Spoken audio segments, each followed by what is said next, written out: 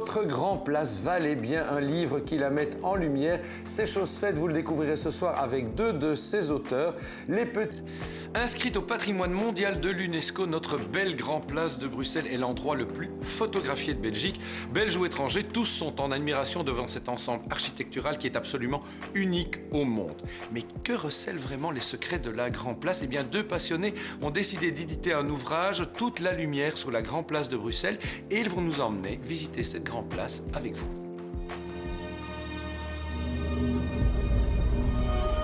Valérie Palinck est sociologue, Lilo Chiarenza est publiciste. Amoureux de la Grand Place, il aura fallu 5 ans pour découvrir toutes ses façades. Comme dans les cathédrales, c'est la pierre qui parle, qui raconte l'histoire de Bruxelles et crée parfois des légendes. En haut de la flèche se trouve la statue dorée de Saint-Michel terrassant le dragon. Et en montant les 400 marches de cette flèche, ils ont découvert l'œuvre originale à l'intérieur de la tour. C'est l'original.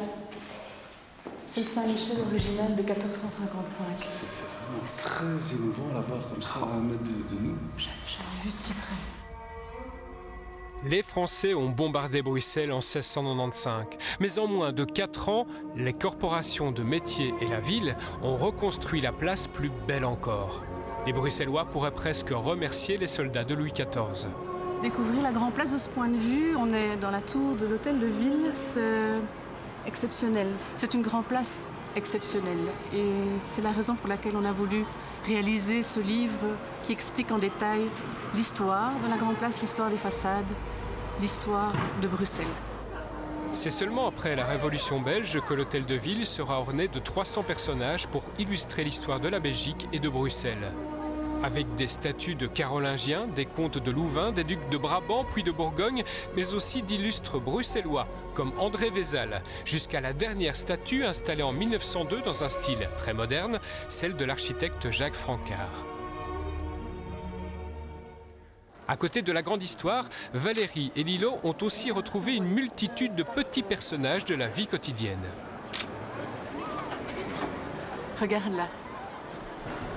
C'est quoi ça? C'est une femme qui tient une botte de carottes. De véritables petites histoires ont été sculptées comme sur les clés pendantes de l'escalier des lions. Une des scénettes dont j'aime beaucoup raconter l'histoire, c'est la scène du juge Erkenbald. La légende raconte que son neveu a commis un acte de pudeur contre une fille. Et donc le juge, qui était vraiment d'une extrême intégrité, l'a jugé lui-même. Et non seulement il l'a condamné à mort, mais c'est lui-même qui lui a tranché de ses propres mains la gorge de son neveu. Le bourgmestre Charles Bulls a commencé à restaurer la Grand Place en 1850. Et aujourd'hui, la ville vient d'achever le bloc du roi d'Espagne. La maison de la Louve, c'est la maison la plus emblématique dans le sens où c'est la seule qui est restée intacte. La façade, en tout cas, est restée intacte lors du bombardement de 1695. Mais au-delà de ça, c'est une maison qui avait été incendiée quelques années auparavant et donc reconstruite par les archers. Et donc ce phénix qui est au sommet de la maison symbolise cette maison qui renaît de ses cendres, comme la Grand Place tout entière en fait.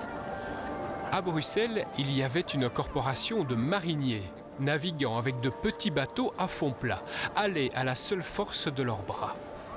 Disposant d'une parcelle très étroite, leur maison semble pourtant prête à lever l'ancre. Quand on part du rez-de-chaussée, on voit l'enseigne du cornet. Cornet qui est le symbole de la corne de brume. Plus on remonte vers le sommet de la façade, plus on découvre des éléments vraiment étonnants qui sont les symboles des bateliers, des cordes, il y a des étoiles, le soleil, éléments avec lesquels les bateliers se dirigeaient en haute mer. Et puis, plus on monte et on prend un peu de recul et on se rend compte que le sommet de la façade, c'est une poupe de navire. C'est quand même assez surprenant, en tout cas sur la Grand Place, de retrouver cet élément-là. S'il n'y a pas d'église sur cette Grand Place, il y a pourtant un deuxième édifice public, la Maison du Roi, qui n'a jamais été habitée par un monarque. Elle accueillait tribunaux et administrations. Le public admirant l'hôtel de ville lui tourne souvent le dos, alors qu'elle n'est que dentelle et élégance. De la Maison du Roi, on découvre l'hôtel de ville de Bruxelles, avec une tour élancée, 2 ailes pas vraiment symétriques et un porche d'entrée mal situé. Malheur à l'architecte Jean van Ruysbroek. La légende le dit, qu'il se serait suicidé constatant que le porche n'était pas centré par rapport à la tour, mais c'est une légende en fait. Il ne s'est pas du tout suicidé, il est mort assez âgé. Ce qui s'est passé, c'est que l'hôtel de ville a été construit en 3 parties. La dernière partie étant de placer la flèche de l'hôtel de ville, qui, vu son poids, le beffroi devait être renforcé pour pouvoir supporter le poids de cette magnifique flèche gothique qui s'élève à 96 mètres de hauteur. Après son bombardement, il s'en est pourtant fallu de peu pour que la Grand Place soit reconstruite avec des façades identiques et en style classique, comme la maison du duc de Brabant. Les Français l'ont bombardée, les corporations l'ont reconstruite. La ville l'a préservée et continue à la restaurer. Elle est devenue la plus belle place du monde, inscrite au patrimoine mondial de l'humanité. Si elle est le symbole de Bruxelles et de la Belgique, elle conserve en son sein de nombreux secrets, petits et grands, de notre histoire. Et si cet ouvrage vous a plu, eh bien n'hésitez pas, vous pouvez venir sur notre site internet et en gagner un exemplaire.